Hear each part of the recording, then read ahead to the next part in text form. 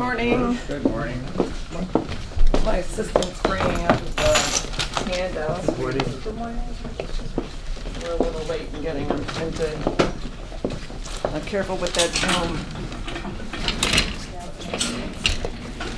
I've been looking at some of these videos, asking like, who's that old lady? TV cameras generally not flat. It's not good. Anyways. Come on, mine. The floor is yours, sir. Thank you. So this request is for a new position, and I have some folks here from the Oxford School District.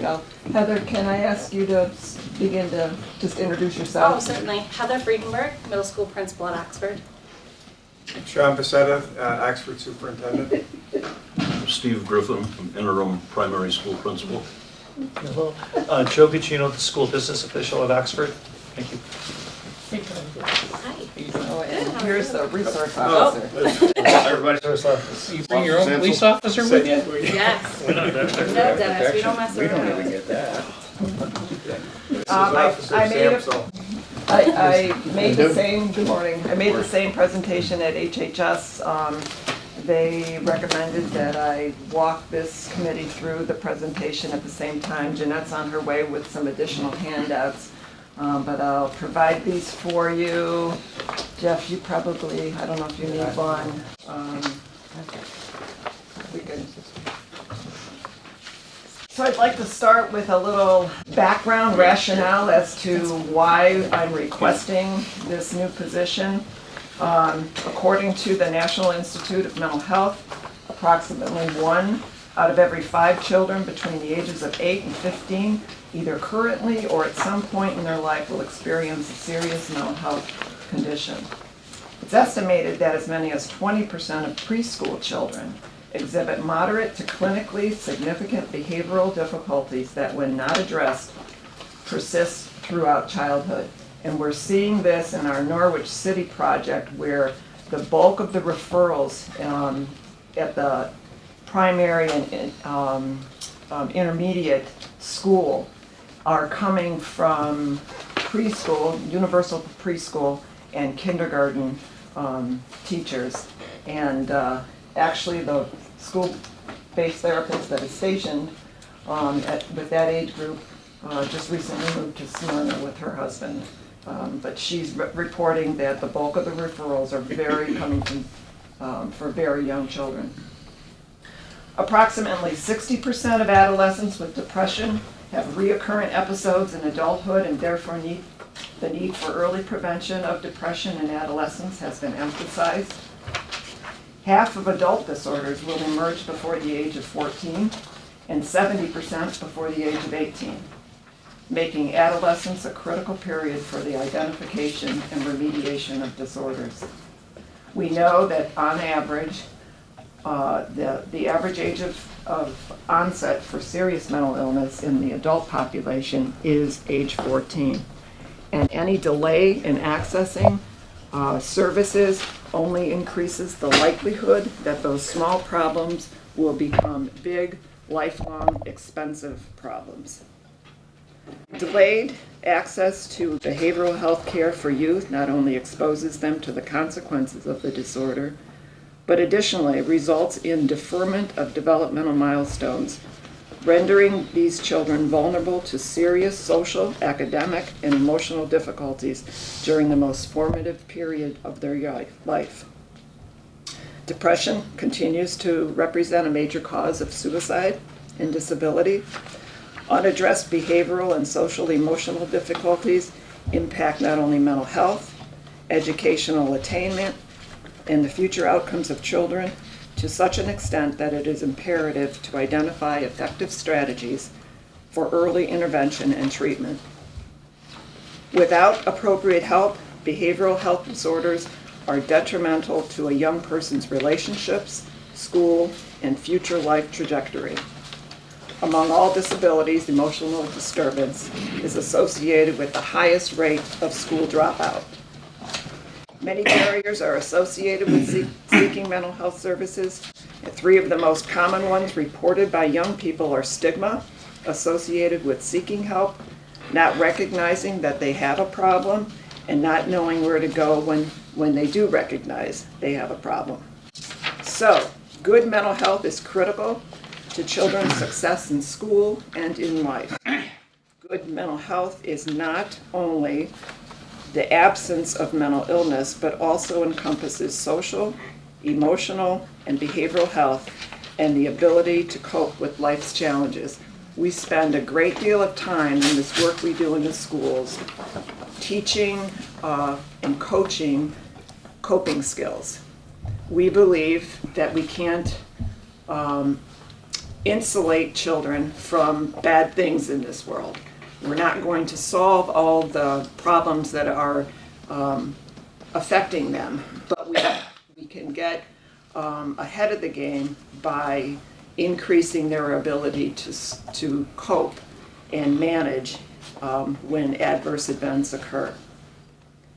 Serious emotional disturbance in children and adolescents often impairs learning ability and negatively affects school achievement and attendance. And once again, this places that child or that student on a trajectory of lifetime poverty and poor health outcomes. In Chenango County, the percentage of adults who reported in a survey in 2013 to 2014, the percentage of adults who reported having 14 or more poor mental health days during the past month was 17.1%, and the New York State average was 11.2%. So Chenango is above the state average in the number of poor mental health days. When we look at children in Chenango County, those children who are open to our behavioral health services, we also are above the state average in terms of the percentage of child consumers or patients with severe emotional disturbance, and also we're above the average in the percentage of children who are currently on psychotropic medications, which are primarily prescribed by primary care providers. Barriers to accessing treatment. That's on slide 10 on page 5. Stigma, lack of information, inaccessible location, transportation problems, the complexity of the mental health service delivery system and the reimbursement systems, and also the capacity of existing providers. I want to point out that school-based behavioral health services eliminates most of those barriers and greatly reduces any remaining barriers. I wanted to draw your attention to slide 12 on page 6. These are the very real challenges that our school-based mental health workers are dealing with. These are the challenges that children are showing up at school with every single day, and I know these folks can speak to that. And when you look down this list, poverty, generational disability, neglect, physical abuse, emotional abuse, sexual abuse, trauma and violence, self-mutilation, substance abuse, homelessness, incarceration of a parent, eating disorders, sexual identity issues, suicide, bullying, unresolved grief and loss, developmental challenges, domestic violence, and food insecurity. And that last one really bothers me because we celebrate agriculture in this county, and we too often have kids showing up at school without having been properly fed. So you look at this list of challenges, and it's no wonder that when these kids are showing up at school, they're not ready to learn. And I don't know if you wanted to make any comments about that, Sean, or just some of the challenges that you're experiencing in the school. Sure, and thanks for the opportunity to be able to meet with you this morning. There is a need, as Ruth laid out. There's a definite need for mental health services in our school, and I think we have some specific examples that we can show you of things that are happening locally. I can also tell you that last week I was at a state superintendent's meeting, and the most prominent theme when people in the room were talking about what are the biggest challenges that are facing communities and facing schools specifically, the topic of mental health was the first thing that came up. There has been a shift I think in recent years, too, and because of some of the circumstances that have happened around the country, there's been a shift at the state level focusing on school safety and wellness, where a lot of what you've heard about when you hear about education in the last few years was about standards. We all hear about the Common Core standards and whether it's good or not. We hear about state assessments and whether that's good or not. There's been a lot of talk about that. I can tell you the most commonly talked about thing right now is the mental health issue, and how can we proactively address some of the issues that have impacted the school and impact the larger community. So it is a big issue for us. The other thing is the most important thing I think that's being talked about around the state is how are communities going to address these issues, and we're looking for partnerships, and I think the consensus around the room was that the communities that are going to be positioned to be able to deal with these issues are the communities that are able to form partnerships, try to identify common issues that we need to deal with and common opportunities to solve some of those issues. So we are, as a school, we're actively seeking expertise and partnerships so that we can collectively tackle some of those challenges. Officer Samsel is an example of that. We have access to him through a partnership with the Village of Oxford, and that's been tremendous from a proactive, preventative standpoint in being able to deal with issues that impact the school environment. So that's been highly successful. The program that we have now is definitely working. We've had tremendous success. Our high school principal was here, Mike Waters was here the other day, and talked about some specific examples of students who had been impacted. We had a high school student who was in a really difficult state, struggling in school, talking about dropping out of school, and that student, after back in the summer, I think it was the initial contact with mental health services through the county at the school.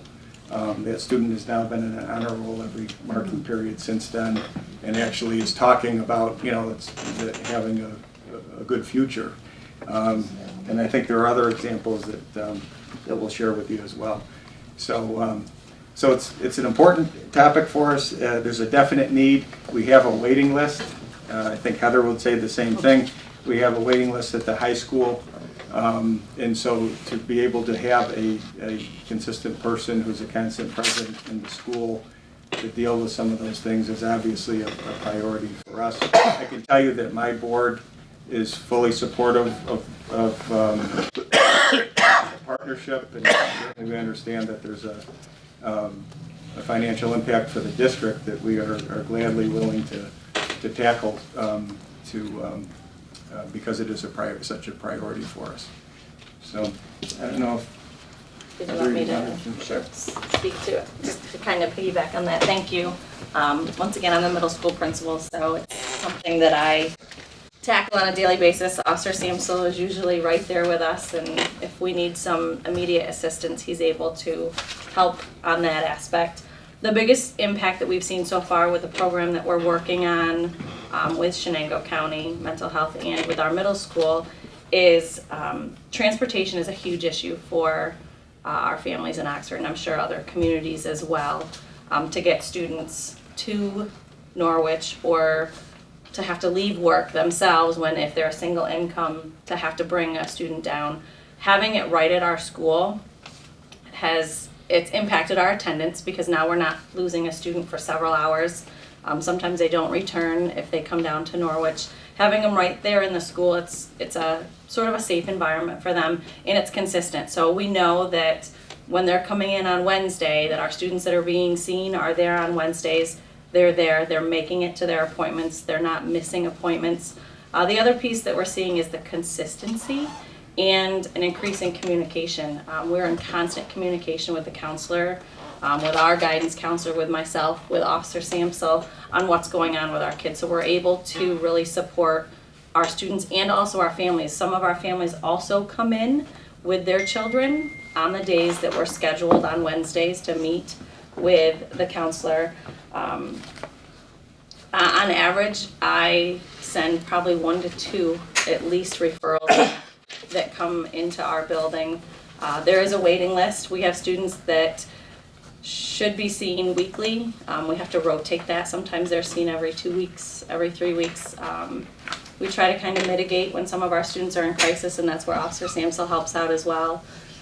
We've tried to contact the MCAT team occasionally. I believe there's one person on the team, so we haven't been able to connect when some of our students are in crisis. So we've been fortunate that Officer Samsel has been available to actually transport some of our students that have been in crisis to either Norwich or to Binghamton.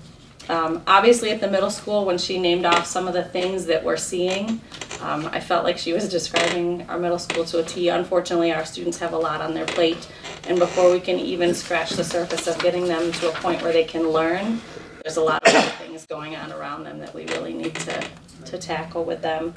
So just a high need, it's critical, and we're appreciative of the partnership that we're gaining, and I don't know if you wanted to. To go on what Heather said, I'm Officer Samsel, I'm the school resource officer for the district.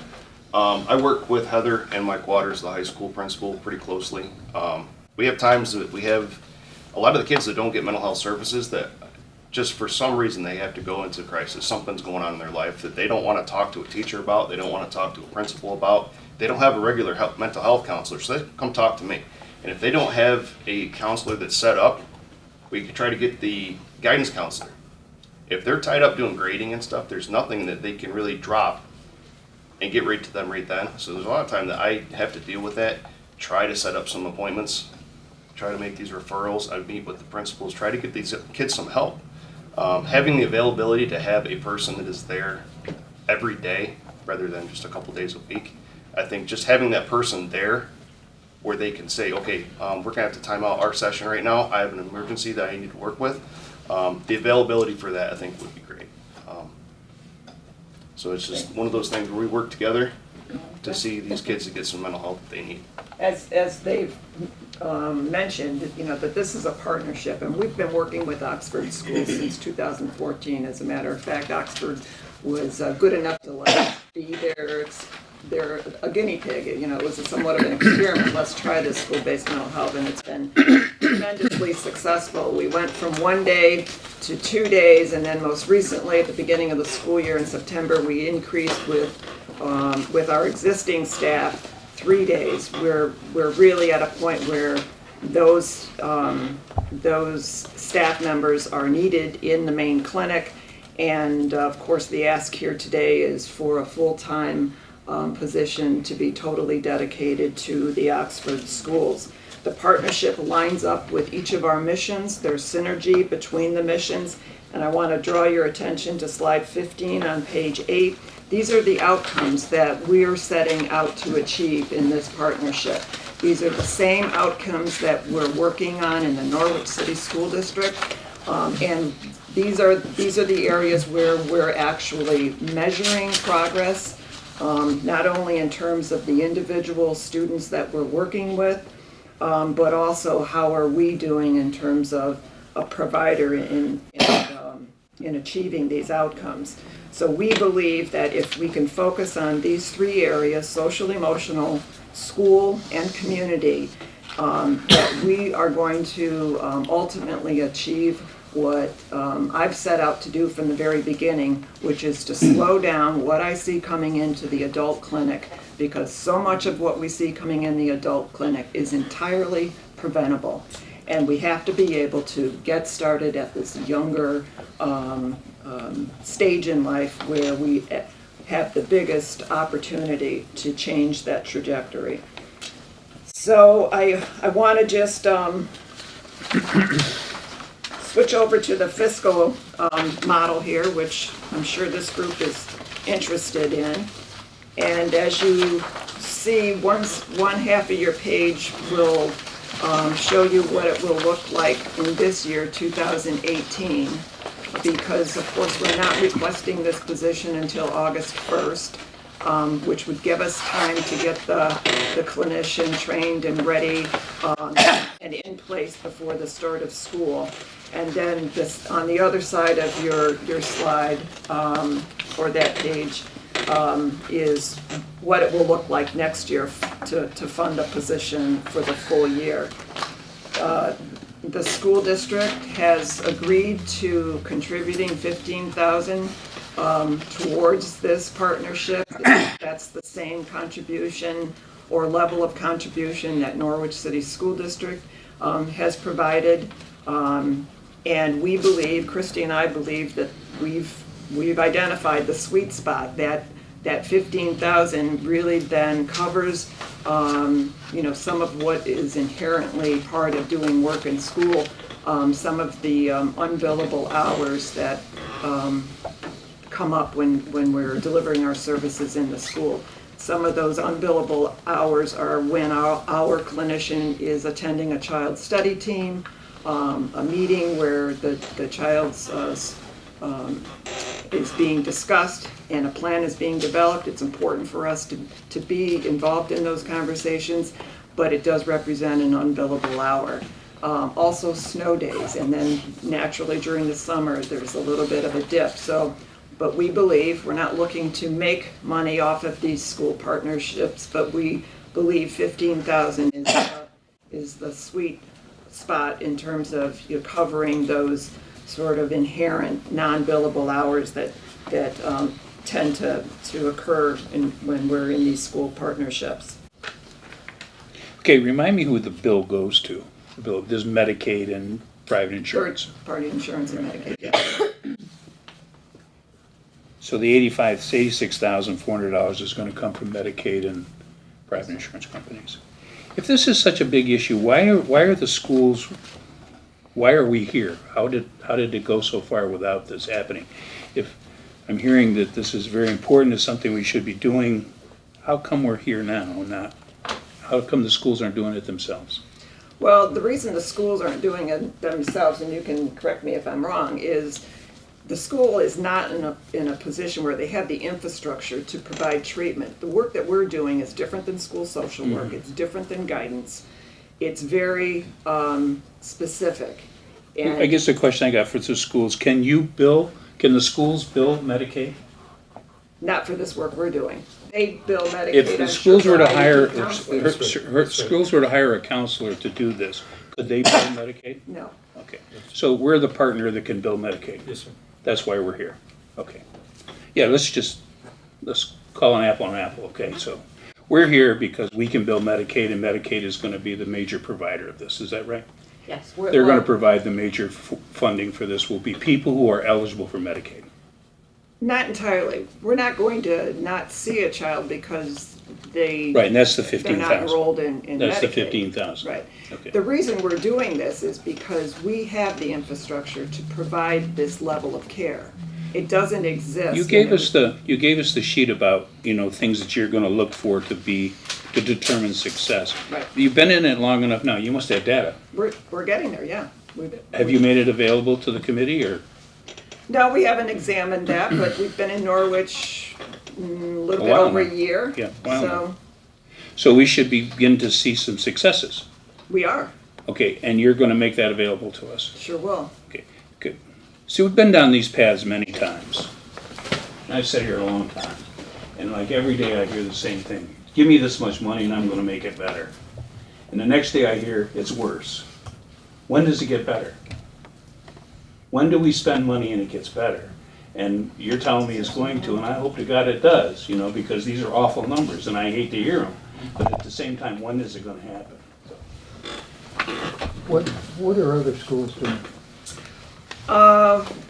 Sherburne Earlville has a Bassett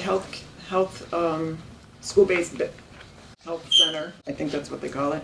It's licensed under Article 28 of Department of Health. They provide primary care, I believe dental now, and also some behavioral health services. Unadilla Valley has a similar arrangement with Bassett. Right now, we're providing the services in Norwich, but it's just behavioral health. Unadilla Valley, to some extent, we have a small presence, and of course Oxford. Bainbridge, Afton, and Greene have expressed interest, and I'm following up with those superintendents as well. So the possibility is this will grow. It's possible that I'll be back in asking for additional positions for school-based mental health services in those other schools. But the schools have options, right? There are other providers. Bassett provides, and I understand UHS is looking at it too. UHS was doing it for years and they couldn't make it work financially. They have no interest in it. As I would say, I don't mean to interject, but as far as the availability, like we've looked at some of those options as well. Bassett isn't looking to expand, that's the information we've received back. They're not looking to expand their footprint. Sure. So I think there was a time when some of these schools had health clinics a number of years ago, and so they're already almost, I guess, grandfathered. You guys think this is really gonna help? You- Oh, well, we see it, Feels we right. see it every day with specific students that have, it's made a difference for them. I don't have a problem with this position. I don't have a problem with it growing. You've explained it. It looks like it's gonna be paid for. The problem I have is we need to watch it. You know, this position needs to be starred. The revenue needs to be starred so we can see whether it's still coming in, if we're still getting it. And if we're not, then we need to take a look and see what we're gonna do before I we think pass that more was- of it along to the taxpayer. Right. So we need to do this every time. You know, we have a position like this and, you know, in my opinion, we make a motion, it need to be starred. And so I we think can watch having it. it in a separate budget, and I think that was the rationale of having the Norwich City School Project, having that in a separate budget, separated out from mental health, But still. that makes it a whole Right. lot more Right, but transparent. still, we started starting positions and revenues and positions, so we know, you know, we can look at that. I can look at a budget and say, that's started, are we getting our money in? You know, or is it a, you know, is a position, is it being paid for? Or are we gonna have to go back to the taxpayer and say, we need to pay for part of this? We need to know that, so I believe it, like I said yesterday, I believe these positions and revenues need to be started, all of them. As we do it now and as we get down the road. What happens to, like, this would be a question for the school system, say we get going through this, it seems to be working, you're all just going in the right direction. And all at once we find out that these guys' funding sources change, which it does, and they come in and say, well, I'm sorry, we're not gonna pay that. Is the school willing to put in some more money if they had to?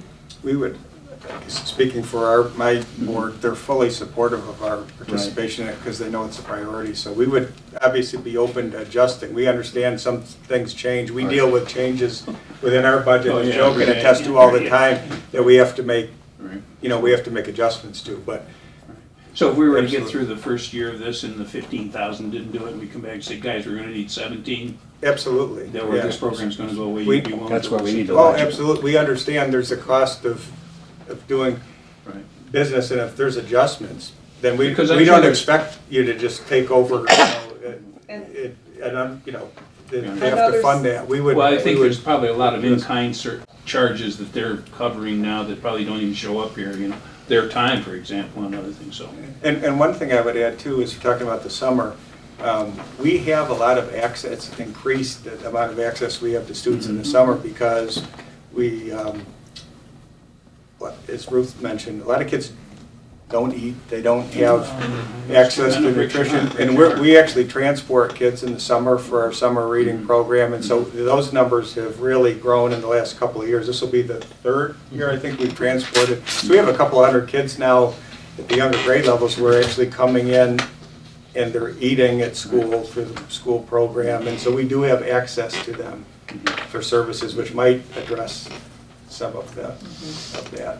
I was gonna say concerns as another well. scenario in terms of the fiscal piece changing over time. Oxford may decide that they want our clinician to be more available to attend other activities or meetings, which will then take them offline, and then that becomes those unbillable kind of times. So Oxford may say, you know, we'd like a little bit more, and then we're gonna go back and revisit that 15,000 to say, okay, you know, it's, The other factor is this, depending on how the state budget turns out, there's been a lot of talk. I'm positive that there will be funding in some way that is under the umbrella of whether it's for school resource officers or mental health. They've talked about it and talked about it. What our question is in managing a district is how specific are those expectations for funding? We might very well get an umbrella that has to be spent in certain categories. How did we get here? How did the kid, 1 in 5? 1 in We, 5? and it's not, I think if you talk to the neighboring districts, we talk around the schools around the state, Yeah, right. the Well, that's issues what are you're saying. are younger. You're seeing it across the board with more severe issues and with younger children, where I think it's a combination of probably a lot of societal factors, but there are a lot of kids who really come to school that are really in a bad state, really hurting and really needing intervention. Poverty Generational. is a huge That's very clear. umbrella. Yeah, And Poverty and school's a disability. safe place for them, so they come. They might not wanna learn, but they come because it's safe for them, and it's food and it's warmth, and there's people that are looking out for them. It's interesting they should come to you and ask for help. I have a long history of working with kids. Yeah. You guys are familiar with the children's home. That's where I started out, so I have a lot of history with counseling Sure. and working with kids. And to identify with the kids that I see that Griff has to work with, like you have kids that are 6, 7 years old that they're in full-blown mental crisis. Jeez. And there's not much that I can really do. And you ask them, do they see a mental health professional? Yeah. No. Well, maybe you should start thinking about that. And it's sad to see these kids that you know Well, it's that got break your they heart. didn't get breakfast that morning. So how are they supposed to sit in a classroom? You know, it's, Last Wednesday, I fully intended to get into classrooms and observe instruction. And it started before school. I went on the bus, 2 buses, and took 2 kids off buses. We're talking 6 and 7-year-old kids who were in crisis. And they were curled up Oh, in jeez. a fetal position. And I pack an extra lunch bag, and I have fruit in it, apples, little oranges, and bags of grapes. And those were gone by 9:30. I had kids coming into the office, not discipline issues, but just kids who were having meltdowns. The guidance counselor upstairs couldn't leave her office all day long because she had a revolving door of kids in crisis. And I never got into a classroom, I never left my office. All I did was like being, I'm not a counselor, so it was more like being a dad, father-son, father-daughter talk Sure, yeah. all day long. And That probably does as much good as it needs Yeah. to, if somebody like yourself will listen to them. Yeah. right. these kids were in no frame of mind to learn anything that day. And we got them calmed down. And I've heard Heather talk about it before. It's like, It was so, It's what crazy. Officer Samsel said is very true. And they're just gonna get older, and if there's no interventions done now, I don't know what they're gonna be like when they're 10, 11, 12 years old. this has helped us at least address the problem, like Steve said. It's great when you have standards and you have assessments and all that stuff, but some of these kids are just totally unprepared to face it because their reality is they're in crisis and they're in. So I think this is addressing the real issue. Sure. You know, to get them in the frame of mind to be able to benefit from an instructional program. What you got, this kind of conversation that you're having with us on the scale that we're at needs to happen at the state level too. And like you guys need to talk to those guys who are writing the big check money, and because that's, because we get it diluted. Sure. It comes to us via the bureaucracy. And, after a while, it's like, I've heard that all before, when does it, change? Actually get a chance to people around the front line, I'll call it the front line, the day-to-day, you're there, you saw the kid come in curled up, we don't. And, that's very important, very important. We're talking about expanding a partnership that already exists. So there's a fiscal side to that, our responsibility as a committee to do that. It's also the moral obligation of finding out who we're getting involved with, which would be the Oxford School, and what exactly is going on there. Now, there's a statistic here, it's one of the first I've seen, dated back from 2012, about the percentage of children that are on psychotropic, I want to say it right, so psychotropic drugs. These are by definition, I guess, affects behavior, right, and Tested on psyche, adults. the psyche of people. Yeah. If the county's percentage is 25% in 2012, what is Oxford's percentage of children on psychotropic drugs, and when do you administer them? I mean, that information isn't HIPAA because we're not asking for specific names, but how many people are in your school is it 7? Students, a Yeah, little students. under 800. So you have 800 students, and how many of them are presently administered psychotropic drugs?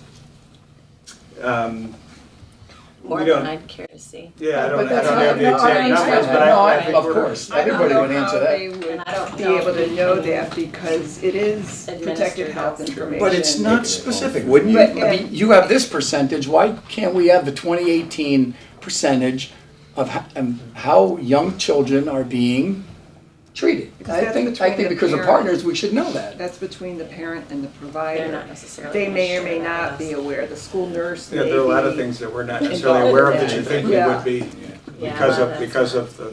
Yeah, because you can't ask them. Yeah, right. Well, let me ask you, you say you have referrals, right? And you sit down, that referral is based on behavior, and you have a school psychologist.